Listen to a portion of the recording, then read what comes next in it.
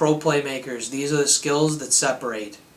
Welcome to Pro Playmakers video blog number 5. This is on measuring your game, or understanding how to measure your game, which is becoming a more important part of hockey development and your own personal performance. So as a player, when you're to measure your game properly, you need to understand what type of player you are and what type of measures would indicate whether you're playing well or not playing well.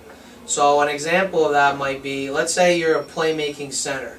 So in order to be an effective playmaking center, we need to determine how many times you get the puck in the middle of the ice and how many plays you make, because that would define whether or not you're a playmaking center or not. You might think you're a playmaking center, but when you analyze your game and you really look at the number of touches you have up the middle of the ice and the number of plays you make, it might not indicate that you are a playmaking center.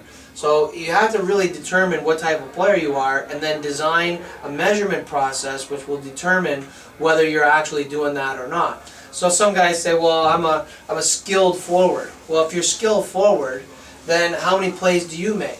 How many times do you turn the puck over? Because skilled forwards, they make risky plays, but they don't turn the puck over as high as you might think. Their positive play percentage is typically very high, in the 80% range. So you say, well, I'm a skilled player, but your positive play percentage is in the 60% range at the level that you're playing at. That's not an indicator of a guy who's a skilled player. It means that you're a high-risk player. So there's a big difference between being high-risk and being a skill player, and it's usually reflected in the number of plays that you make.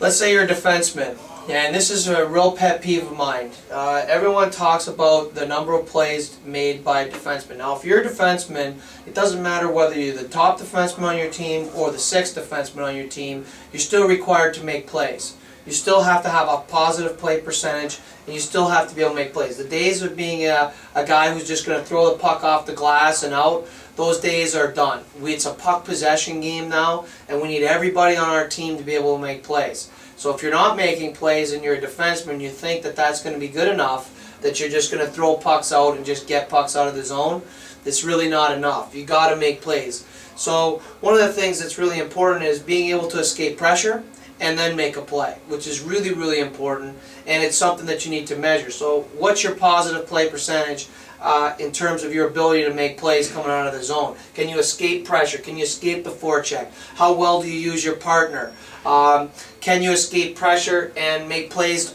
to all areas of the ice? Are you a guy that can make plays to the middle of the ice safely? Those are big indicators of whether or not you're going to be a functional player at the next level. The other indicator is what your percentage is in terms of won battles. Very, very important to be able to win battles on all the boards and in all your one-on-one situations. So how do you win those battles? How many times do you get walked out of the corner, and how many times are you able to make positive plays? What's your ticks? Can you get ticks? A tick is when it's a battle and you just get your stick in and you whack the puck or just tip it away from the attacker so that we can then get possession. So being able to measure your game is the point of what it is that I'm talking about today. Really understand who you are and whether those skills are going to translate to the next level. And I would encourage all of you to tape your games or have some video periodically so you're looking at your games and try to measure based on unusual stats as to what you're doing. That's a big part of what we do here.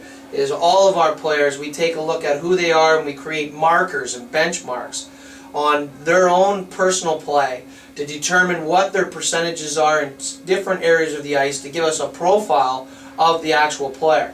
Once we have that profile, we can do anything with it.